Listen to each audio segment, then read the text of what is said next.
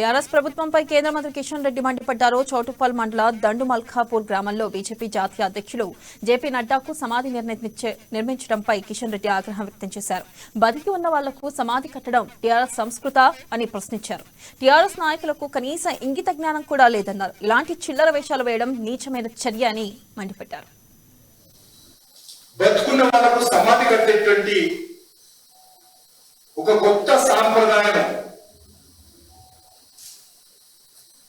TRS party Munugode ఎన్నికల్లో కల్వకుంట్ల కుటుంబం ప్రవేశపెట్టింది. ఒక జాతీయ పార్టీ అధ్యక్షుడు, ఒక రాజ్యసభలో గౌరవ పార్లమెంట్ సభ్యుడు, మాజీ కేంద్ర మంత్రి, ఆయన ఏమన్నా మునుగోడులో గెలిచాడా, నల్గొండ జిల్లాలో గెలిచాడా, ఈ రాష్ట్రానికి ముఖ్యమంత్రి అయ్యాడా? ఆయనను మీరు సమాధి కట్టేటువంటి అధికారం మీకుందా? సమాధి కట్టి అవమానం చేసేటువంటి దుర్మార్గపు నీచమైనటువంటి నికృష్టమైనటువంటి పరిస్థితి ఈ పార్టీ తీసుకొచ్చింది.